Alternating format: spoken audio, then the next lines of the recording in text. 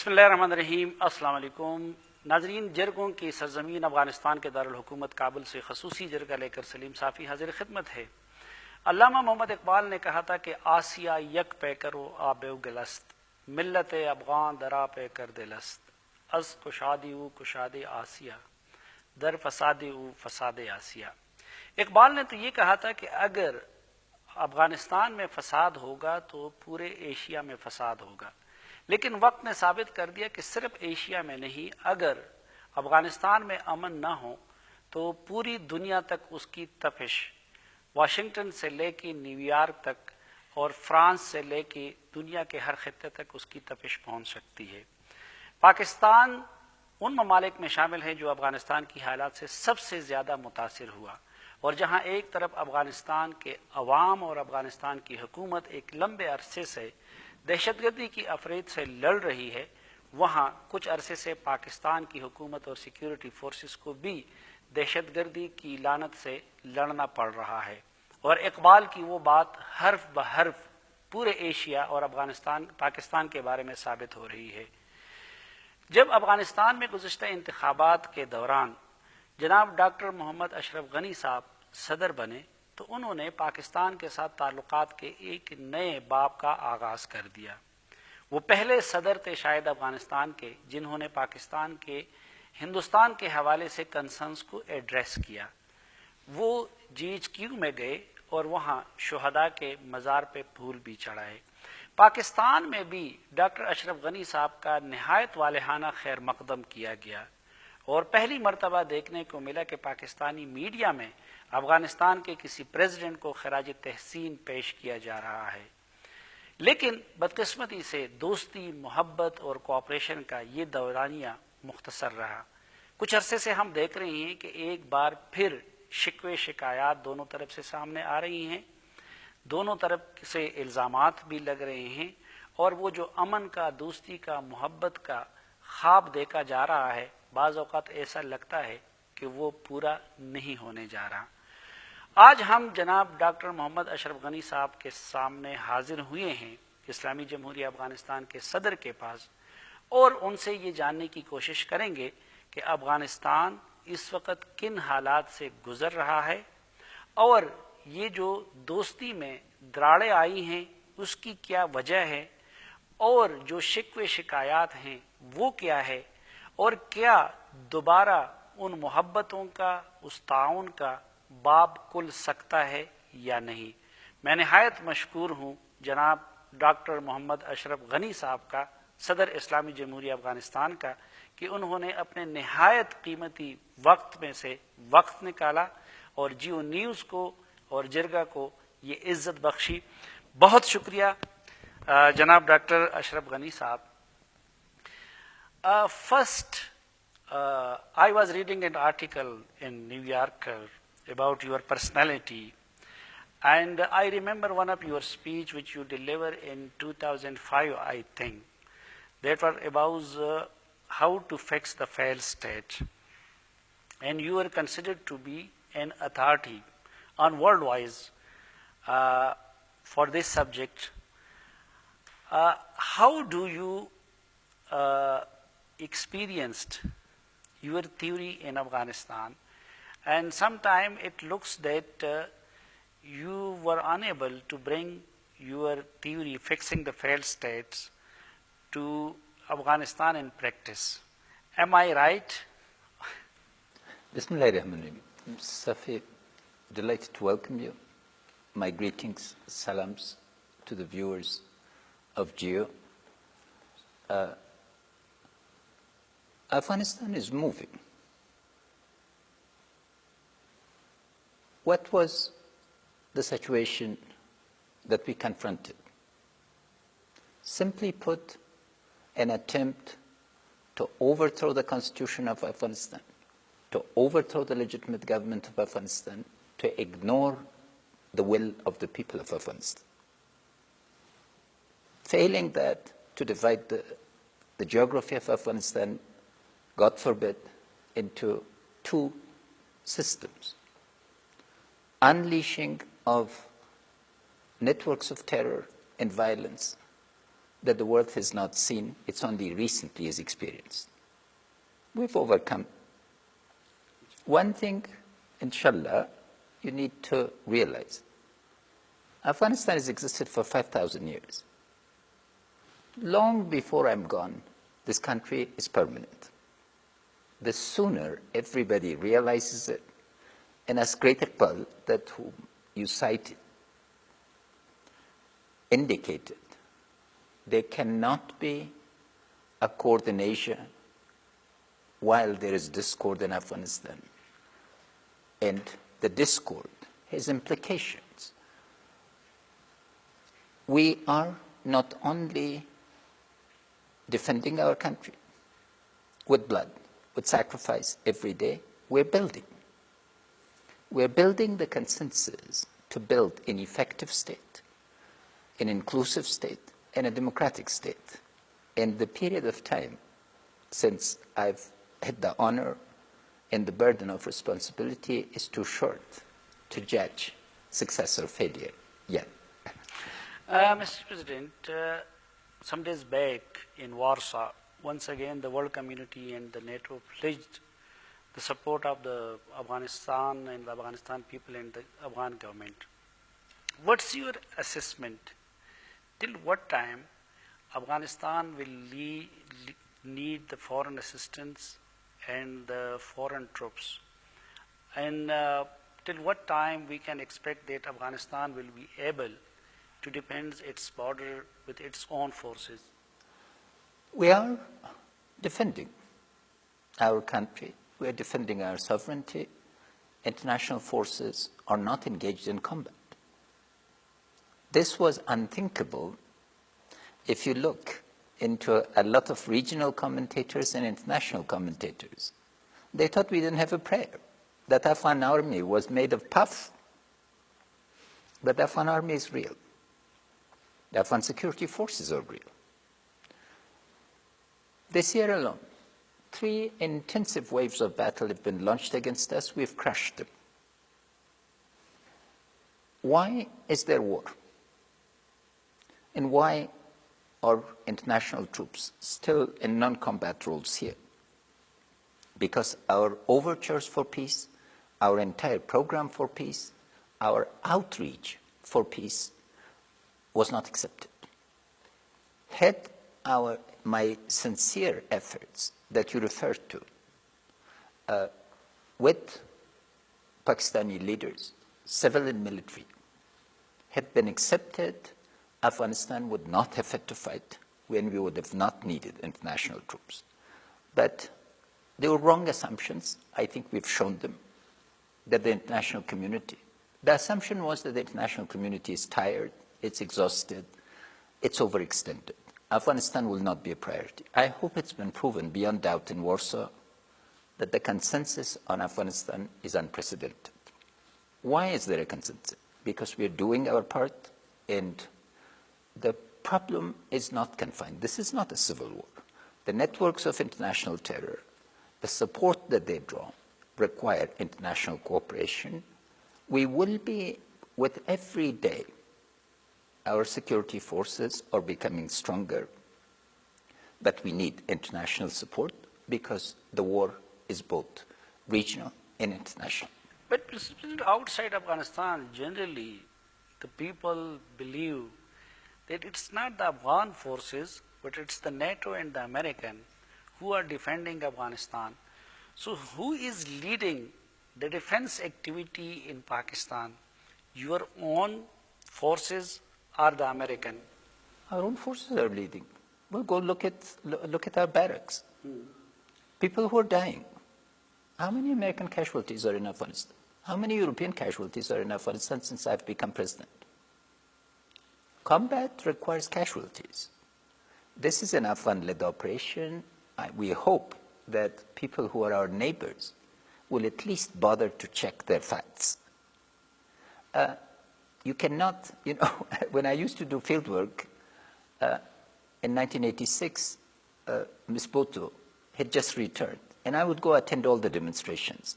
And then in the salons, in the evening, people who had not attended had all theories as to what had happened. We have to get outside the couches and move and examine realities. This is an Afghan-led operation. The Afghan security forces have shown their mettle, their patriotism, their leadership, and their management. And I'm extraordinarily proud to be their commander-in-chief. And who is on the driving seat? Is the NATO forces have to obey your orders, or your troops have to obey their orders? We're not obeying anybody's order. This is a partnership. Their role is non-combat role.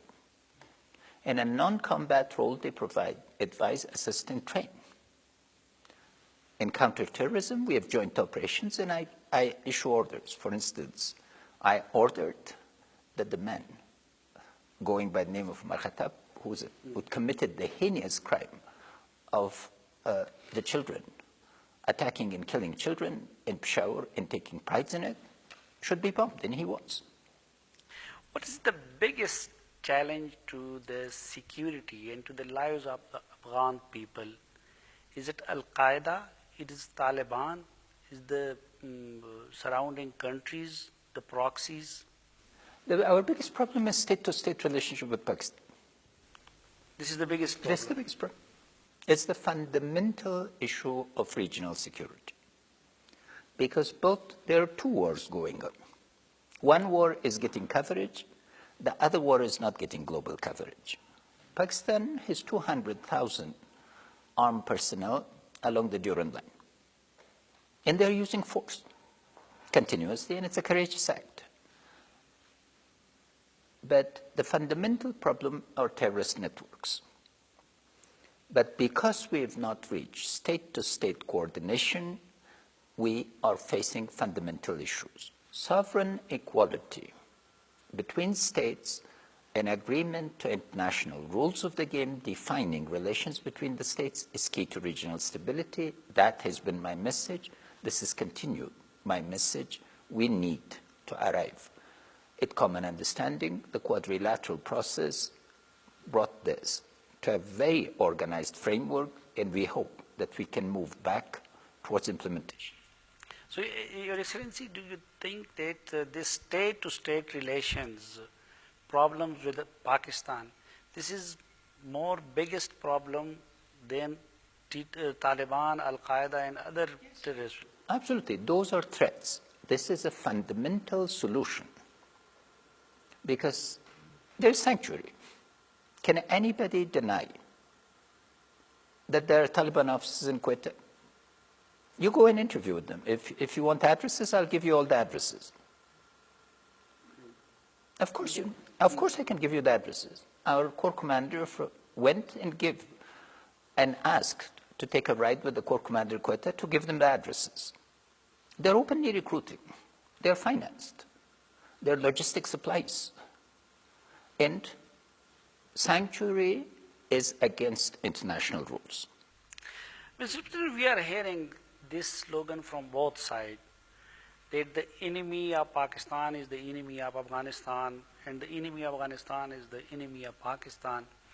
Similarly, in Pakistan, our rulers, they are repeating this sentence again and again, that we have the same fate, we have the same interest, we have the same concerns.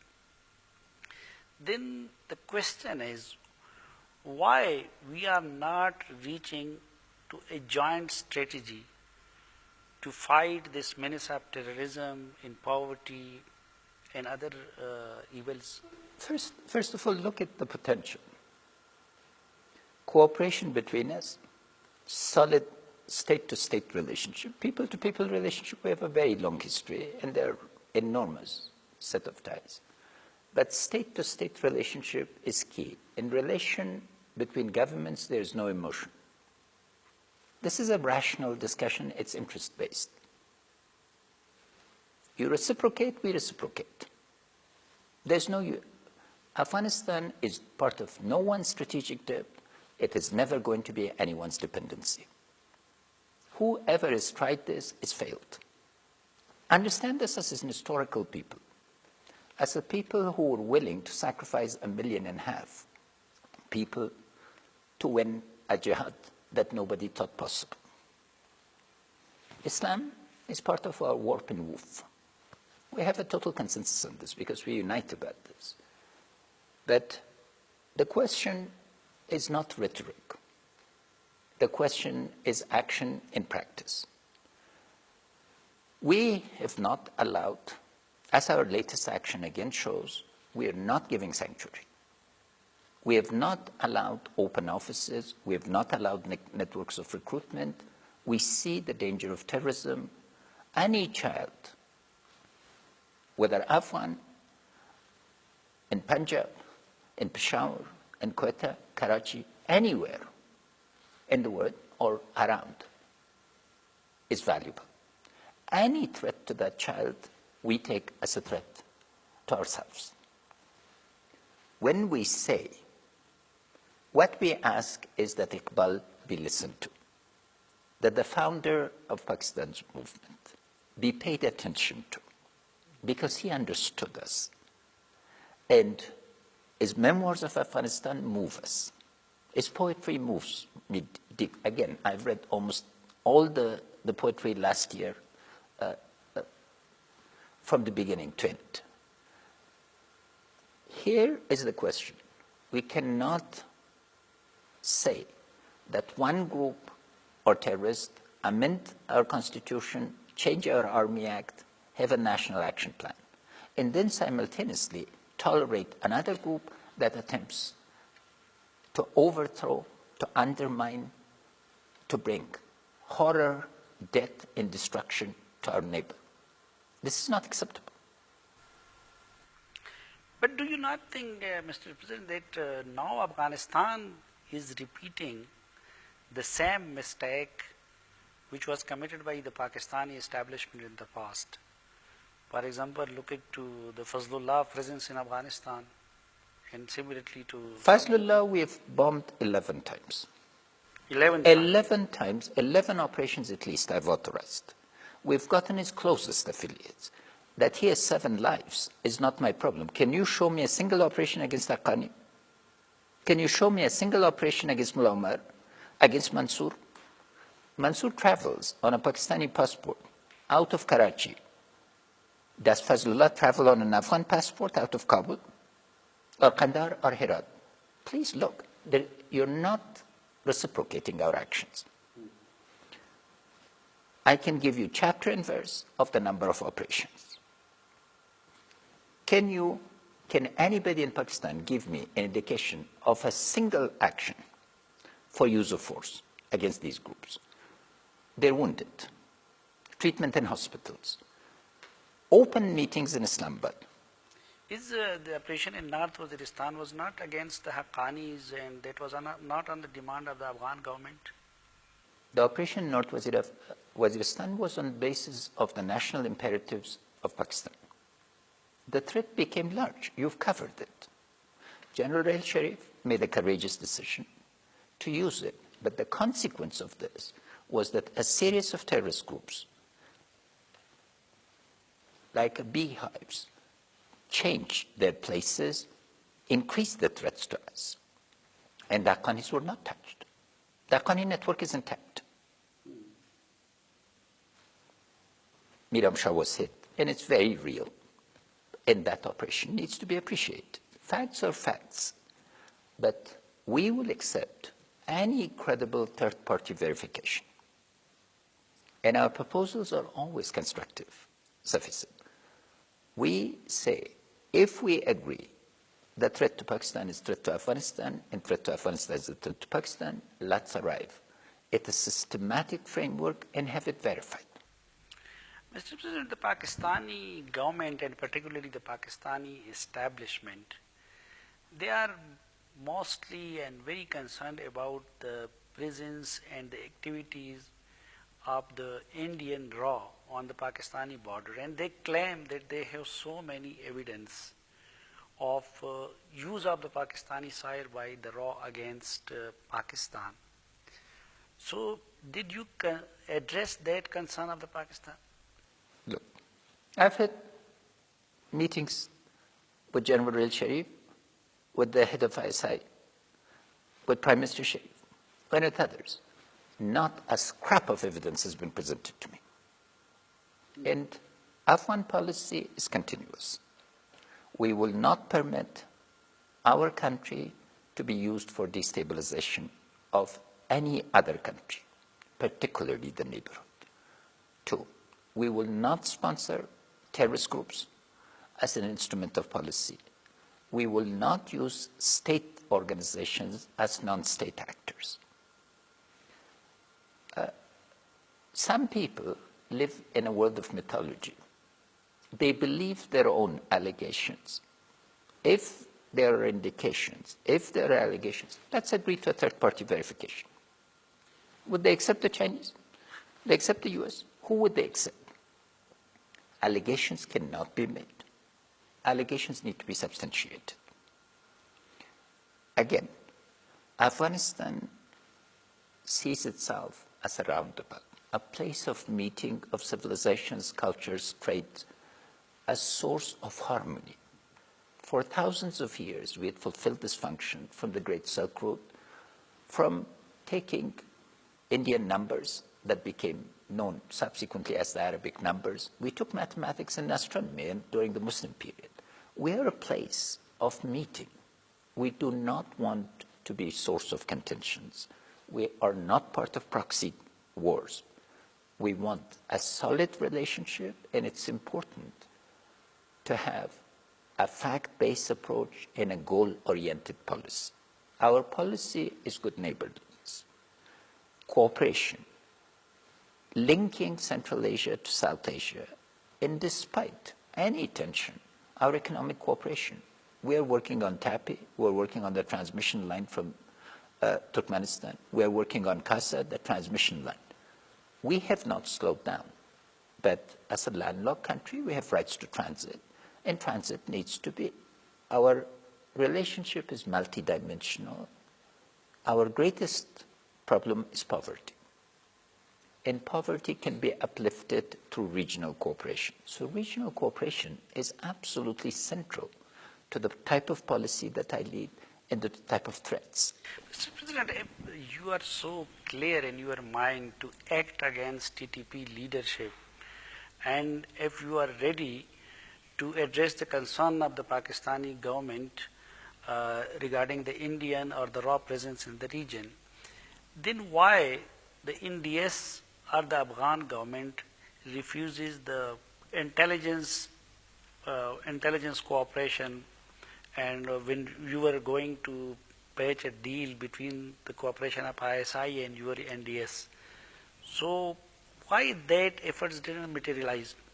Why did they sponsor the Taliban? A state-to-state relationship means an all-out attack. Twice I was promised peace. Before the spring of 2015, I was promised a peace, set of peace agreements. Instead, what did we get? A vicious wholesale attack on us. In 2016, again, at the highest levels of government of Pakistan, I was assured that within days, this process was going to begin in earnest, and another series of attacks. In this environment, how do you expect us to behave with trust? You need prior action. We fulfill our obligations sufficiently. And the groups are known. And in the quadrilateral, it is in black and white. Groups that do not accept peace, the peace process, are irreconcilable. About those groups, there's use of force, and there's eviction. But Excellency, instead of blaming each other in media or in international forum, is that will be not better that your army should talk to the Pakistani army, your intelligence should confront the Pakistani intelligence, and the political leadership should sit with the Pakistani political leadership? You're repeating my words of 2014.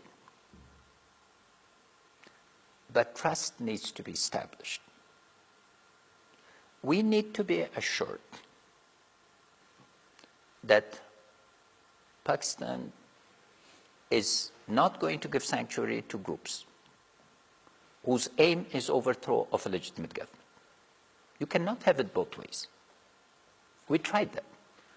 I overcame years of distrust, years of discord. I came with open mind and an open heart. And I repeated that this is a once-in-a-lifetime opportunity. I'm still insisting. Governments don't have friends and enemies. We are servants of the people. We have national interest. I am the servant, the first servant of the Afghan people. When the interest of my country demanded, I reach out. When the interest of my country demanded, I form partnerships. There is nothing legitimate that I will not do to defend my national interest. And this needs to be understood. And anybody who looks down upon my people, upon my government, upon my constitution, poses an environment that trust will not go. So we have an opportunity. The opportunity is to make history, to overcome the past, to move forward with a sense of vision, with a sense of commitment, and a sense of mutual interest. Mutual interest is the basis on basis of how we can move forward, how we can achieve once again that environment of trust and cooperation. Now it will have to be gradual and systematic. First, systematically declaring that Pakistan has no interest in strategic depth. It does not look upon us as a backyard. We're nobody's backyard. Anybody who's stepped here has been swollen. This is a land of lions. Don't look upon it as a land of hens. But our present leadership, even the political and also the military, they have denounced the concept of strategic depth. But this needs to have implications. That means don't give sanctuary. It means do not allow for political recruitment of groups that are openly declaring. Our cadets, police cadets on the way of returning or killed, groups in Pakistan take responsibility for them. Our unarmed security apparatus 2 miles from here are studying. They are butchered. In Kabul, bombs are thrown. Responsibility is taken them for named groups. And those groups have headquarters. They have open activity. They have meetings. None of high-ranking Pakistani officials is denied meeting with senior levels of Taliban. How can Mansour travel on a Pakistani passport multiple times from Karachi airport? And here, there will be accusations. So but they claim that there are so many Afghans who have get the Pakistani passport. Please, do not insult the ISI. ISI is far more efficient than not to know who Mansour is. In the past, even some of the presidential candidate of Afghanistan, they were holding the Pakistani No, card. but those were people that were honored by specific things. But it is not in order to commit terror. The leaders of jihad were engaged in a legitimate Islamic duty and a national patriotic duty, and it was part of our friendship. What I'm bringing to your attention and to your honorable viewers and to officials, we have an opportunity.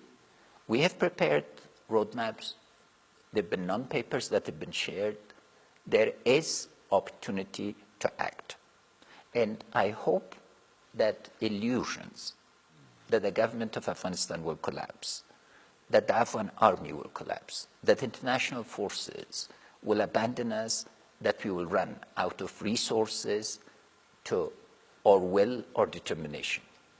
Let's begin with a clean slate, with a full understanding that Afghanistan is here to stay, that based on mutual interest, we can face the greatest threat that faces all of us, which is regional and internationally based terrorist networks that threaten both our countries. That is the threat, and the key to the solution is our cooperation. In that cooperation, we are willing to engage systematically and wholeheartedly, but based on the principle, trust but verified. What should be the step 1, step 2, step 3 from the Pakistani side? Step 1, go after declared terrorist groups. Okay. Clear. If you don't take action on them, we don't believe. Step 2. Step 2, act on the quadrilateral process regarding reconcilables and irreconcilables, so that peace can begin in those.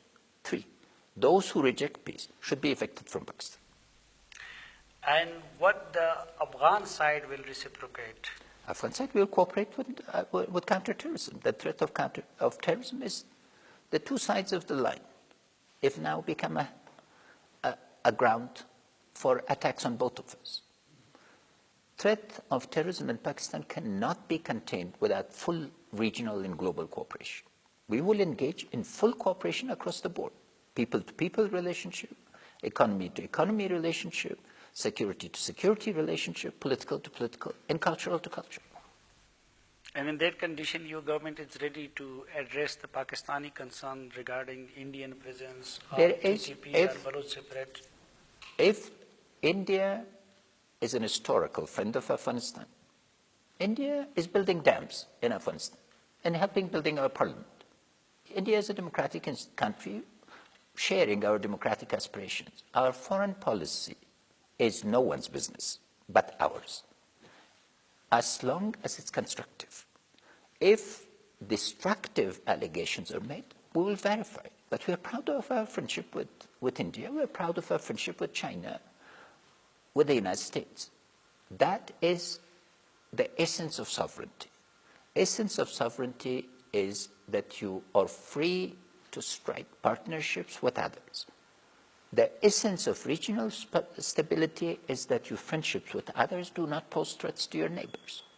Your Excellency, besides an elected president of the Afghan people, you are also an intellectual and a researcher.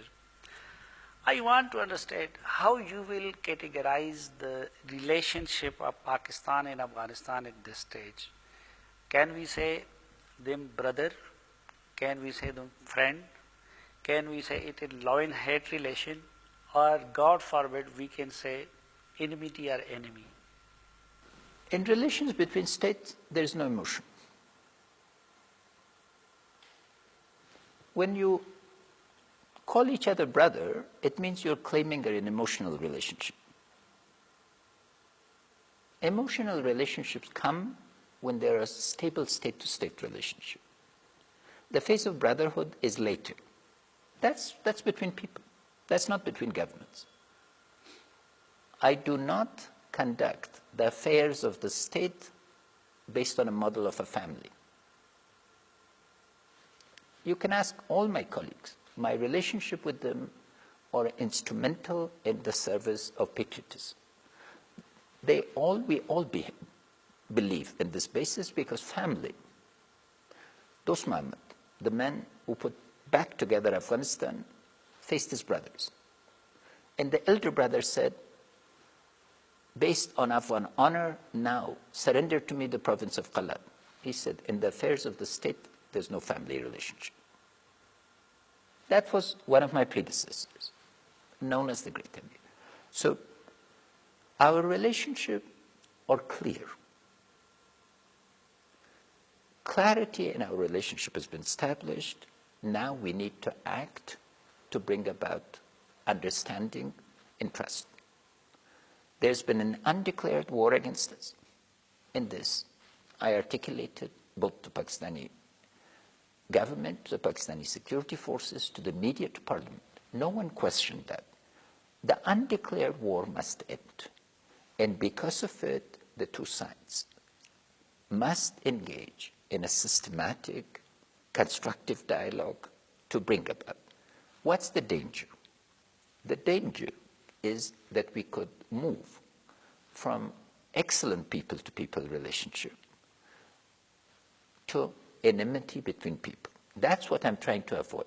That's why there's no emotion in my language. We are grateful for the support that Pakistan has provided to our refugees. We intend to bring them back honorably. But again, it is to the interest of the refugees, it's the interest of people, particularly in Khyber Pakhtunkhwa, in Balochistan who've taken most to be hospitable in here. That's where there has been emotion. Afghan refugees, particularly during the height of jihad, did not feel that they were living in an alien land. They were living in a land that they understood and respected. People-to-people relationships are emotional, and there's a lot of that, and we intend to bring back our refugees. But state-to-state relationships must be rationally conducted. It is based on the principle of interest, and it's based on the principle of reciprocity. When positive actions are shown to us, we move. When negative actions take place, it slows down, but the basic point remains. Afghanistan and Pakistan, like any two neighbors with very long histories, are joined at the hip. We must work together to solve our common problems, not face each other as opponents, because the winner will be terrorism. One of the common problem is of the refugee problem. And the Pakistani official, they are giving the excuse that we cannot recognize Taliban or we cannot go against them because they are using the refugee camps and they are active in shape of the common refugees.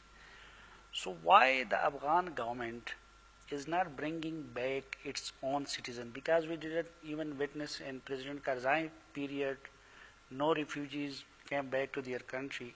And even now in your government, so do you have any plan for the repatriation of the Well, two very interesting comments you made. First is an admission that they've actually been sponsoring Taliban. So you in effect said that. The Pakistani officials are saying that they're sponsoring Taliban because they're afraid of refugee reaction. This is an enormous admission, thank you. But at the same time, they are saying when we go against them. No, I'm saying is that, but now the problem has been put. They've never put this to me with this clarity. If it were put with this clarity, we will solve the problem jointly. But let them at least not say this to you, but not tell me. Because this is important. Second, 5 million refugees returned in the last 14 years, Safi said.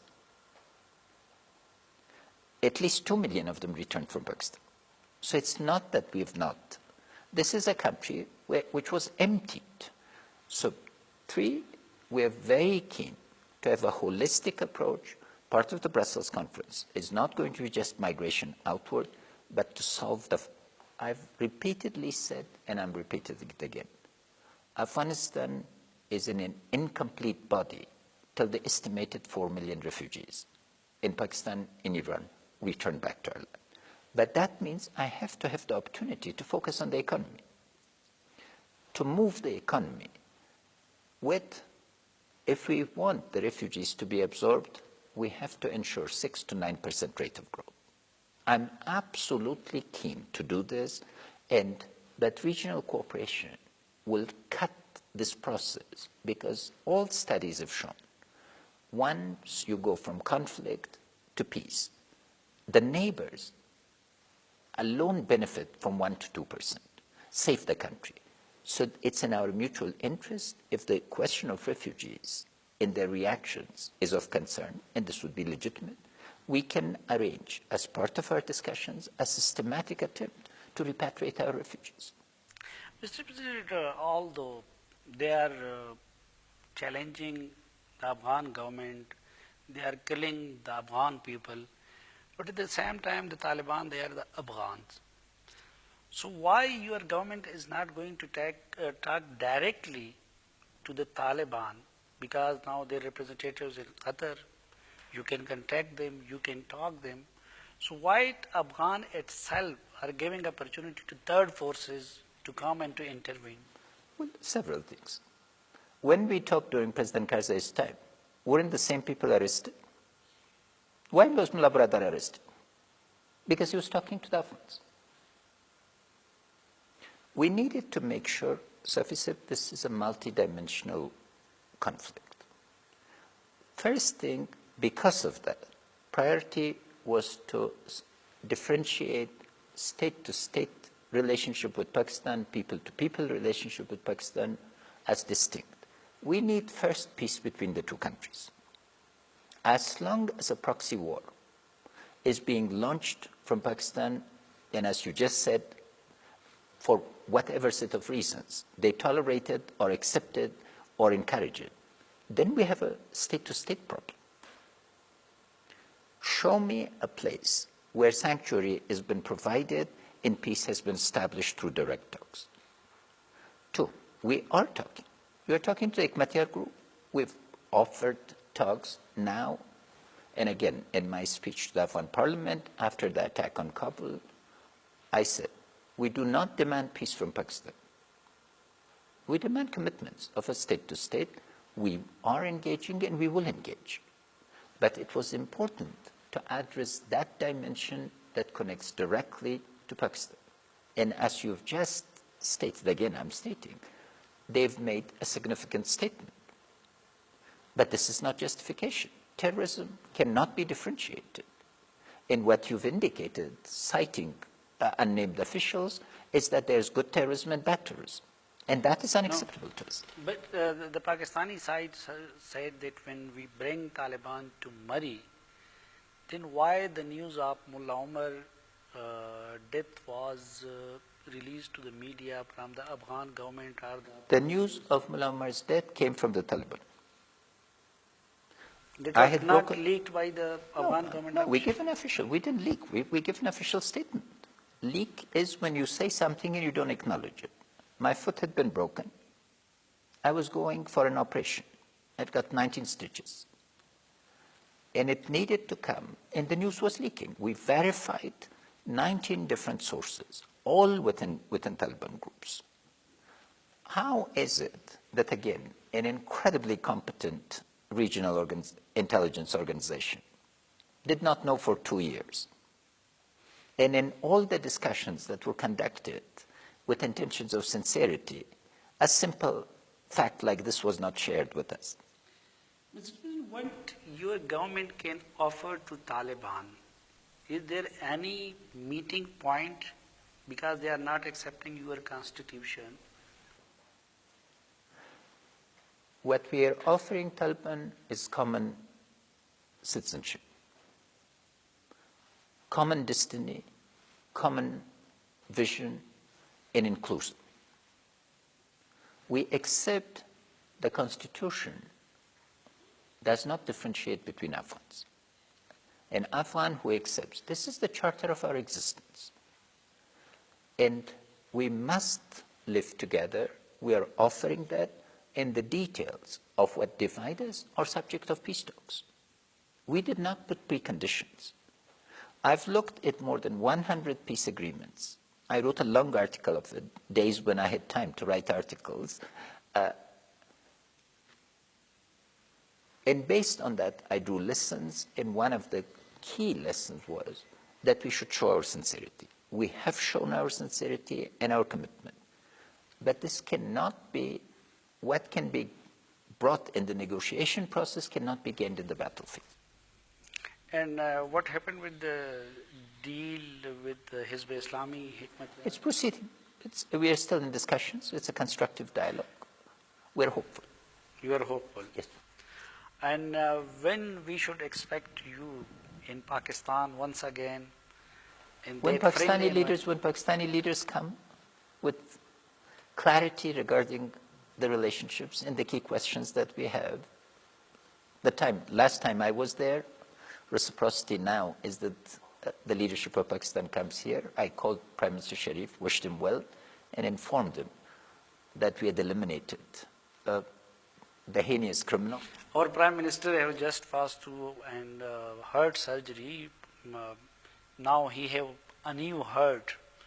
So why you are not inviting him for these talks We're to invited. Kabul? We've always, the door is invited. I called the Prime Minister before he went to the operation, and I've just called him again.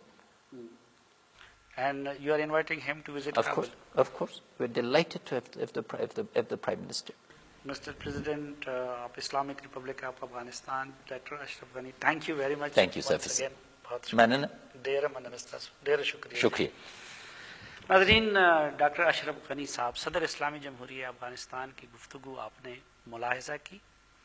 یقیناً ان کی شکایات میں بھی وزن ہے، اور اگرچہ وہ ذاتی طور پر دونوں ممالک کے تعلقات کے لیے انسانی جذبات پہ مبنی اصطلاحات استعمال نہیں کرتے، لیکن میں نے ایک پاکستانی اور ایک اخبار نویس کی حیثیت سے ان کی گفتگو سے یہ محسوس کیا کہ جو ان کی شکایات ہیں اس کی روح وہی ہے جو ایک بھائی کی دوسرے بھائی سے ہو سکتی ہے، جو ایک دوست کی دوسرے دوست سے ہو سکتی ہے، اور جو ایک گھر کے مکین کی اس گھر کے دوسرے مکین سے ہو سکتی ہے۔ اس دعا کے ساتھ کہ اللہ تعالیٰ کابل اور اسلام آباد دونوں کو امن کا، دوستی کا اور محبتوں کا گہوارہ بنا دے، جناب ڈاکٹر اشرف غنی صاحب کے ایک بار پھر شکریہ کے ساتھ اس خصوصی جرگے سے اجازت چاہتا ہوں۔ اللہ حافظ۔